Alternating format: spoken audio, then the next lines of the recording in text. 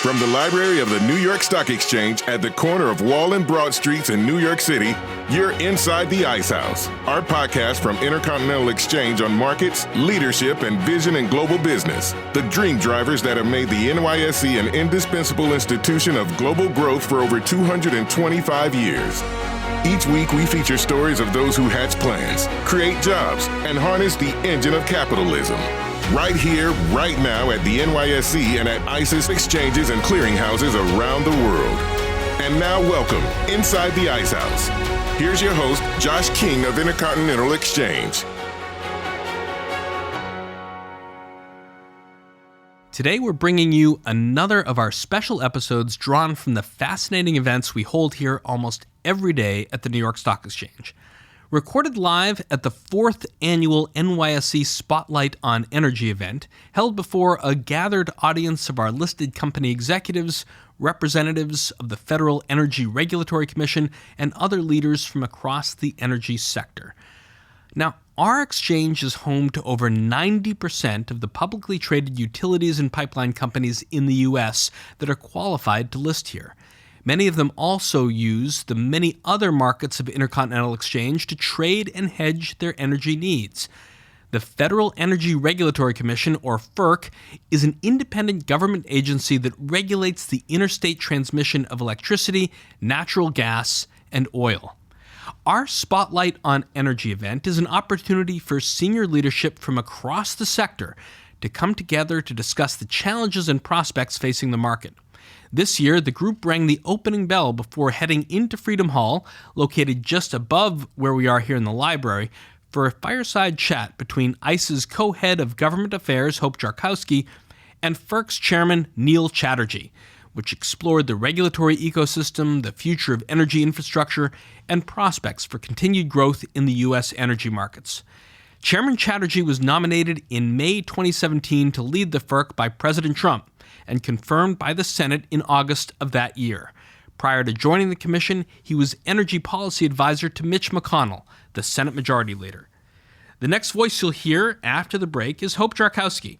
Her conversation with FERC Chairman Chatterjee on the cybersecurity challenges facing the energy sector, the future of LNG, and preparing for the power grid of the future. That's right after this. And now a word from John Van Sicklen, CEO of DynaTrace, NYSE ticker DT. We're a software intelligence company for the enterprise cloud. Software rules the world, and we bring performance and intelligence to those who develop, operate, and drive business outcomes for the digital age. We sell our products in 70 different countries. Many of our customers trade on the NYSE. It is the enterprise class customer base that we target, and we're thrilled to be part of the family. DynaTrace is listed on the New York Stock Exchange. We want to thank you for taking the time to join us this morning. Thank you for having me. Absolutely. We want to hear about your priorities, the work that you're doing at FERC. Chairman, you spent a large part of your formative years in the halls of Congress, working most recently before you left for Leader Mitch McConnell, and a man who is a statesman by any measure and has a long-standing history of bipartisanship, which is something increasingly rare in Washington. Tell us how your time in the Senate prepared you for leading a bipartisan commission. You and I were, of course, colleagues together in the Senate. You know, I truly believe the Senate is the world's greatest deliberative institution.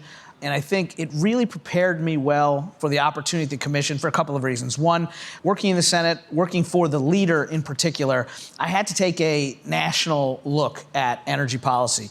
I obviously had to square what was in Senator McConnell's interest representing the Commonwealth of Kentucky, but then in order to find the 60 votes necessary for legislation to pass the Senate, you had to reconcile what Senator McConnell needed for Kentucky with the interests of the Northeast, the Midwest, Western senators.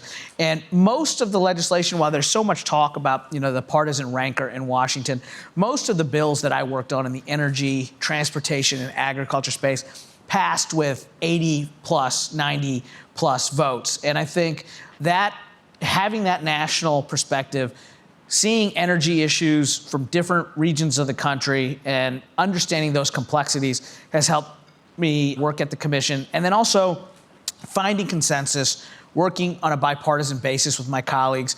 We are seeing some more divided votes at the commission. We're seeing more 2-1 and 3-2 votes than we perhaps have seen historically. It's still a very, very small percentage of the work that we do that falls on partisan lines. The overwhelming majority of the work we do is on a consensus basis. And I really think the Senate and working for Senator McConnell in particular helped train me to work in that environment. I should probably take a step back for those who might not be familiar with the structure of FERC. Can you just tell us at a high level, there are a number of independent agencies in Washington. You have a 5-person commission structure. Kind of at a high level, how does FERC work? What is the authority that you have to regulate particular segments of the market? I think the structure of the commission is really important. I've spoken with a number of stakeholders this morning, and the folks in this room, the members of the exchange, the investment that is required in the energy space. We're talking about long-term, high CapEx investments. And in order for the regulated community, for stakeholders to have confidence in the long-term investment decisions they're making, there really has to be stability and clarity and transparency at the commission. And so the commission is structured as a bipartisan board, independent agency. There's 5 members when we're at full strength, and no party can have more than 3 members, ensuring that there are divergent views at all times on the commission. We are independent in that we serve staggered 5-year terms. So my term runs through June of 2021. So regardless of what happens in the presidential election in 2020, I can continue to serve at the commission. And I think that's really, really important for that stability, for that clarity. I look, for example, to the EPA, and I think my friend Andrew Wheeler is doing a tremendous job at the EPA. But the reality is the policy direction and regulatory approach that the EPA is taking under the Trump administration is the polar opposite of where it went during the Obama administration. And it's difficult for stakeholders to make these kinds of significant investments if they're worried about that pendulum swinging back and forth. I'm hoping that FERC will remain that beacon of stability in an otherwise volatile regulatory landscape, and I think the structure of the agency will enable that. That makes sense. Maybe we'll jump into some of the substantive areas to cover. I think I can safely say that cybersecurity is top of mind to everybody in this room, including those who work for the New York Stock Exchange. FERC is the federal agency charged with overseeing the development and enforcement of cyber standards. What can you tell us about the work that you're doing, have done, are currently working on, and foresee for the remainder of your term? So, you had asked in the previous question, what are our authorities, what our responsibility at the commission is. To me, I think my colleagues would agree, my foremost responsibility, what I wake up thinking about every day, is keeping the lights on. Ensuring that we have a reliable grid is, I think, the commission's primary responsibility. And cybersecurity is something that is, unfortunately, a new reality that we must all contend with. The country is experiencing a tremendous transition in energy right now, which is providing great economic value, benefits to consumers, lower costs, maintaining reliable service, positive environmental benefits. But with that innovation, with that change, comes a downside risk. And that downside risk is increased vulnerability to cyber threats. And I don't think I'm being hyperbolic when I say that warfare in the 21st century has evolved to a point where now private sector companies are finding themselves on the front lines of 21st century warfare. What do I mean by that? No one can match the US militaristically. But if 20 Russian hackers can take out a pipeline or a substation in the US, that can have the same economic and security impact as an act of war.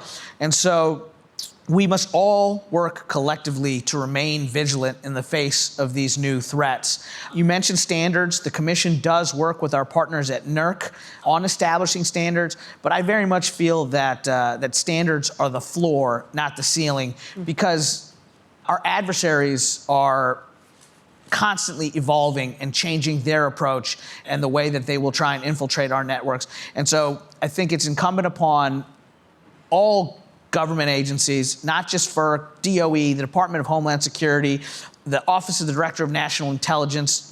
We need to work collectively at the federal level. We need to work with our partners at the state level, and we need to work with the regulated community so we're all communicating, we're all aware of, vulnerabilities, opportunities, different threat vectors. You mentioned, the importance here of the stock exchange. I think what we're increasingly finding is there is a nexus between the energy sector, the telecom sector, the banking sector. We all need to work collectively together. And what I have come to discover during my time at the Commission is these massive parts of the U.S. economy, we don't really know each other on a personal level, on a regulatory level, on a substantive level. Folks in the energy sector aren't that familiar with the telecom sector and the banking sector. And I think breaking down some of those silos and getting more cross-sector engagement is going to be really important. And I'm proud of the role that DOE and the Commission are playing in that process. What are some specific examples, if you're able to give them, of ways you've worked with, for the Department of Homeland Security? I mean, it's one thing to talk about it, but how does that actually work in practice in your experience? So something as basic as gaining access to classified information. So, at FERC, we're a domestic energy regulator. And, something as mundane, it seems mundane, we don't even have a SCIF, a space in our building where we can get the highest level TS-SCI level of classified information. So working with our partners in the federal government who are a part of the intelligence community has better enabled us to be informed about the decisions that we need to make as we're overseeing the energy transition. Similarly, we're having to help stakeholders. I had a CEO of a pipeline company complain to me that he received a low-level security classified briefing from the Director of National Intelligence, basically hair on fire saying that his system was vulnerable, but he couldn't even get access to the TS-SCI level briefing to know where to even invest in protecting his system, which was purportedly vulnerable. And so that's an example of this is a new reality that we're having to deal with in the energy space. And so by forming these alliances and gaining an appreciation from our colleagues in the defense and intelligence community, they take very seriously the role that energy plays in security in this new era, and have been very good about working to ensure that information is being disseminated to the proper channels. And when it comes to engaging stakeholders, the thing that we are very expert here at the exchange is systems testing for trading operations and new developments and implementation and the like. What kind of industry outreach and testing does FERC do, and how do you work with your fellow regulators? So there's a group called the Electric Subsector Coordinating Council that meets quarterly, and it's being run by the Department of Energy, and it brings all of the stakeholders that I mentioned across the federal government, state government, and different sectors to the table, and that has enabled conversations about, and led to information sharing. And then we do exercises. A number of energy CEOs recently participated in a tabletop exercise called GridX, where we kind of gamed out different scenarios. And it was very beneficial to me because what I saw was the commission had a significant role we potentially would need to play in the event of a black sky scenario. And rather than be reactive, we now have an understanding of situationally what types of actions would the commission need to take? What sort of orders would we need to produce, whether it would come to waivers of certain regulations or cost recovery? These are all serious issues that I would rather approach now so that we're ready. Hopefully, knock on wood, we don't ever have to go down this course. But if we did, I want to be maximally prepared. And these types of exercises, this type of engagement helps ensure that all of us collectively are ready for that black sky day, should it ever unfortunately come to pass. Well, it's comforting to know you're thinking ahead. Well, let's switch gears. One additional topic that we're hearing a lot about are LNG export terminal reviews, and FERC has done, I think, 11 in the last 10 months, which seems like a lot. Is that unprecedented? I think more importantly, what does that mean going forward for global trade policy and the future debate? It's pretty remarkable, and it's very exciting. You mentioned at the onset, that up to this point, I'd spent the bulk of my career working in the legislative branch of government. When I first came to Washington and was working in the House of Representatives, we were looking at citing LNG import terminals in the U.S. And the fact that in a very short period of time, the shale revolution has led to such an abundant, affordable supply of gas in this country that in 2018, the U.S. for the first time in 60 years became a net exporter of energy. And it's very exciting for economic reasons. There's job growth and job creation that comes from the role the U.S. can play here. There's positive geopolitical implications. Having a diverse fuel supply, our allies, Western Europe and Asia, would like a diversity of fuel supply, not be so dependent on Russian gas. Definitely want to do business with the U.S. for that positive geopolitical benefit. And then there's also positive environmental benefits. As we're undergoing this energy transition, clean U.S. LNG displacing more carbon-intense sources of fuel in other parts of the world will have a positive benefit in reducing global power sector carbon emissions. And so I think those positive benefits, economic, geopolitical, environmental, are significant, and we should be proud of it. Now, you mentioned we've done 11 in the last 10 months, and how did that come to be? Part of it was, look, I was very worried in the summer of 2018 that the U.S. could miss this incredible opportunity, miss this historic moment. And I was deeply concerned that FERC might be the weak link that caused us to miss this. So why did I feel that way? Why did I have that concern? One, I think we underestimated the volume of quality applications that would come into the commission. I didn't think we'd get so many. I think the staff wasn't prepared. But we also at the commission are responsible not just for evaluating new project applications, but for overseeing projects that had been approved prior by the commission. And we're doing that with the same number of staff. And our staff was really, being worked down to the bone to not just oversee the projects we've approved, but to handle this volume and influx of applications. And when I'm talking applications, I'm not talking like a 2-page form. These are 40, 50, 60,000 page applications. And there's another element to it, the workforce, the lawyers, the engineers, the environmental analysts, the experts who are needed to process these complex applications. We sometimes have a hard time attracting and retaining the talent because these people are sought out and they have expertise that is very valuable. And so culmination of factors put us in a place where I was deeply concerned in the summer of 18. We really moved heaven and earth to be in a position to approve the orders that we've done. We streamlined our own process, cut through some red tape, and streamlined, eliminated duplicative regulation. We entered into a memorandum of understanding with PHMSA, our counterparts who do the safety piece, again, to better align and streamline our process. What does PHMSA stand for? It's the Pipeline and Hazardous Materials Safety Administration. Okay. And so working with our partners there, we were able to better align and streamline the process. We also hired the best people we could, wherever we could find them. One of the things that I am proud of is we are in the process now of opening a new office in Houston. Houston's the energy capital of the universe. That's where the schools are training people to work in this space. And so we thought we could tap into that talent pool. And then the most important part, back to what we originally talked about, was good old-fashioned rolling up our sleeves and cutting a bipartisan agreement. In February of this past year, the commission was deadlocked 2-2. Unfortunately, the prior chairman of the commission, a dear friend and mentor to me, the late Kevin J. McIntyre, passed away in January. And we found ourselves in a 2-2 deadlock on the commission.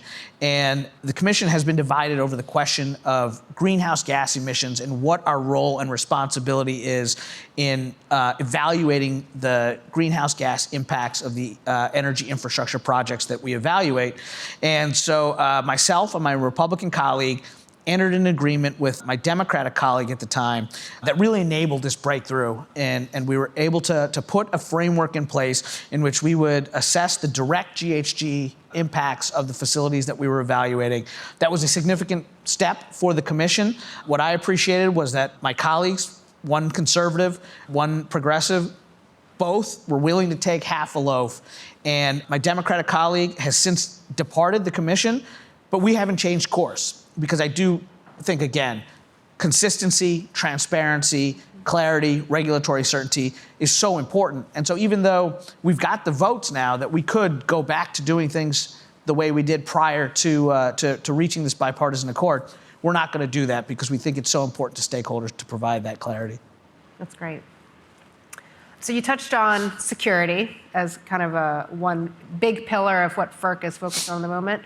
Another would be resiliency.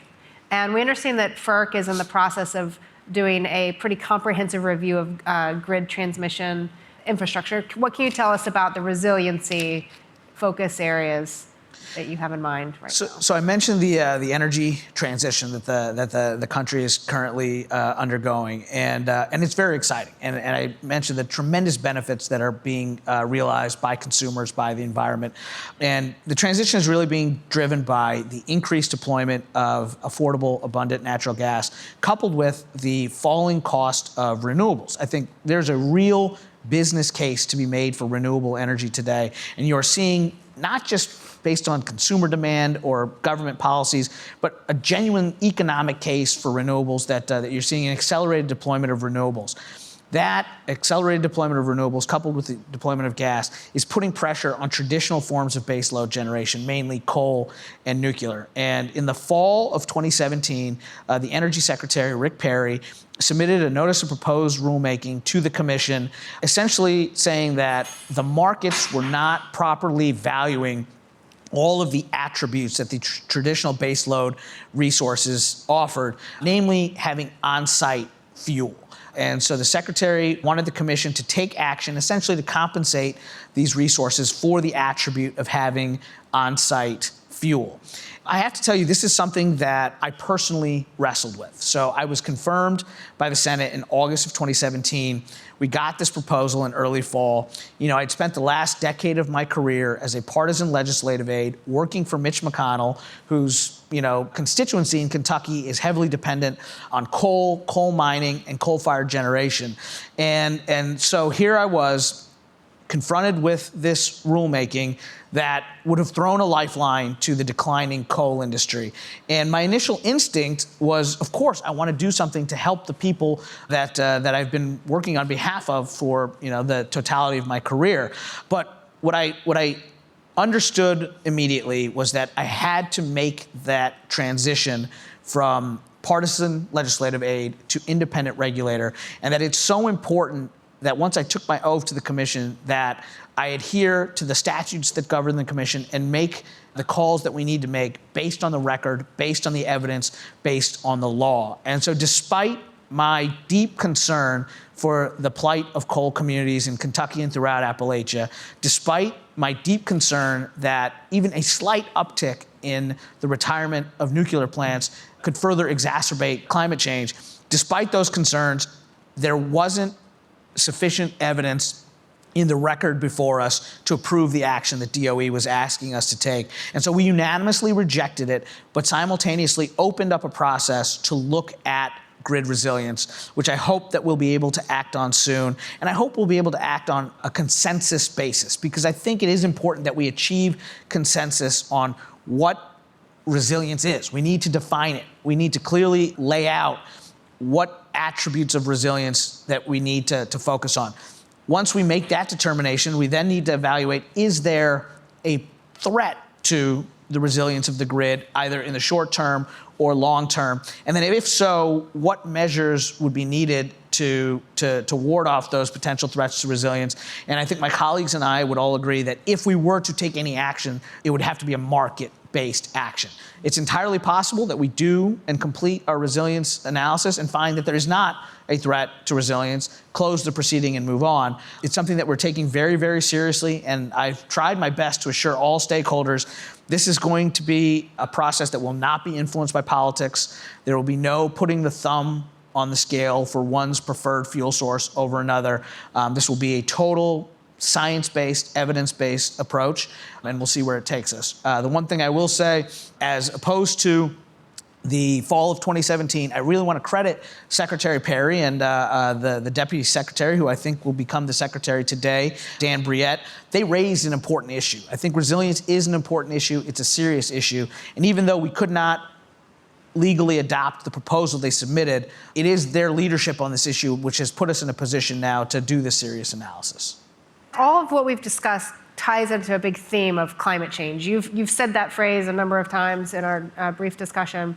It sounds like you're wrestling at the moment with some states pushing back on FERC, asserting their own jurisdiction, pushing back on FERC that maybe all these decisions about state climate change regulation should be left at the state and local level, not at the federal level.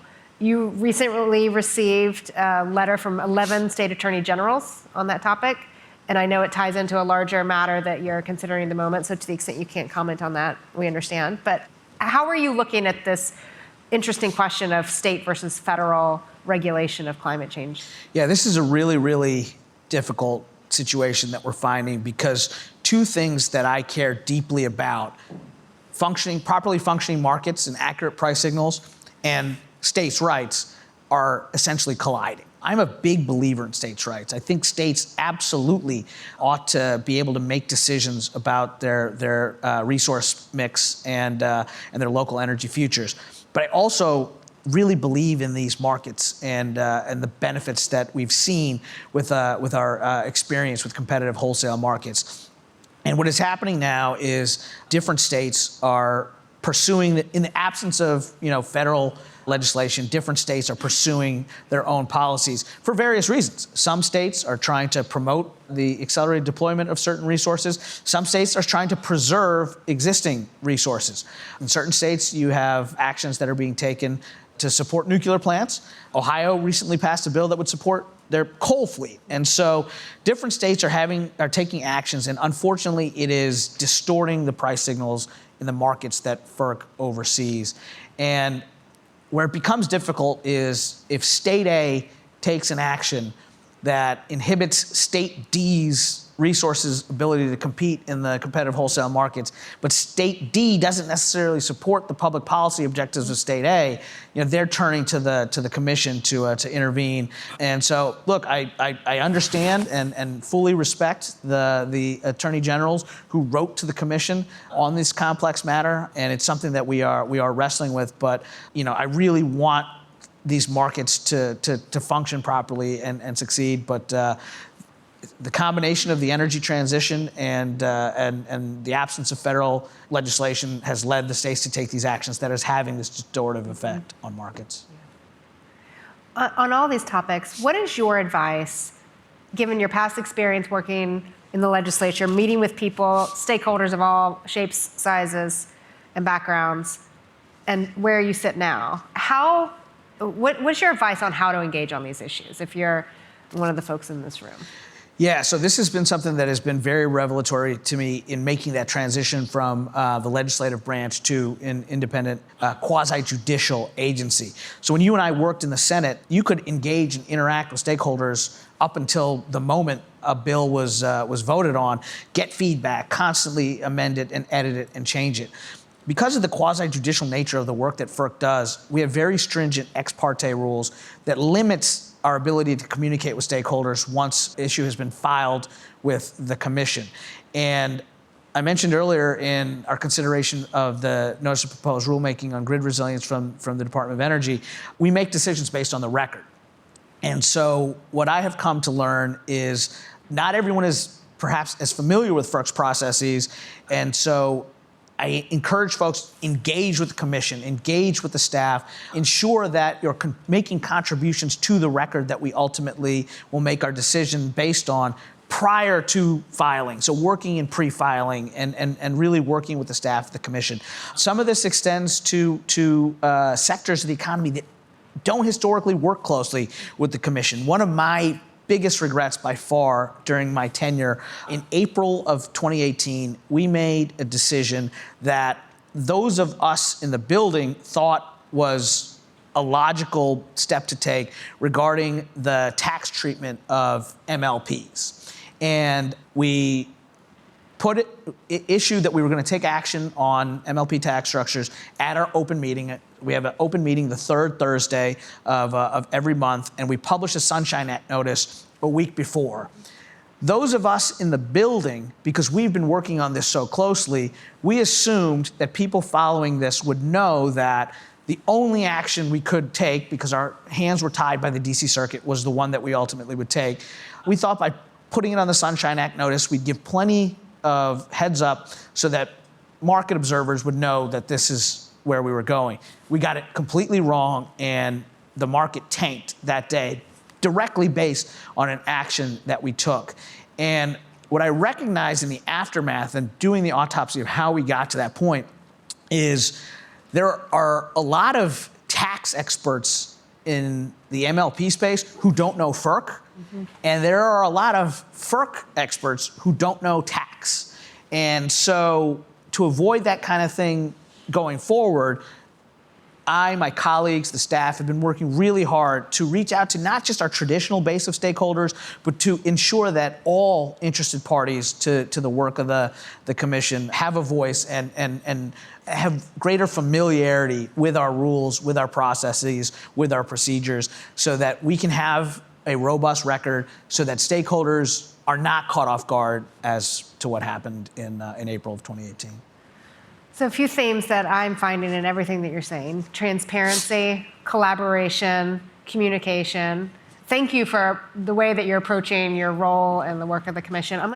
Thanks for joining us inside the Ice House. Our episode this week with FERC Chairman Neil Chatterjee was recorded live at the Fourth Annual New York Stock Exchange Spotlight on Energy. If you like what you heard, please rate us on iTunes so other folks know where to find us. And if you've got a comment or a question you'd like one of our experts to tackle on a future show, email us at icehouse@theice.com or tweet at us at IceHousePodcast. Our show is produced by Pete Ash with production assistance from Stephen Romanchik and Ken Abel. I'm Josh King, your host, signing off from the library of the New York Stock Exchange. Thanks for listening. Talk to you next week. Information contained in this podcast was obtained in part from publicly available sources and not independently verified. Neither ICE nor its affiliates make any representations or warranties, express or implied, as to the accuracy or completeness of the information, and do not sponsor, approve, or endorse any of the content herein, all of which is presented solely for informational and educational purposes. Nothing herein constitutes an offer to sell, a solicitation of an offer to buy any security, or a recommendation of any security or trading practice. Some portions of the preceding conversation may have been edited for the purpose of length or clarity.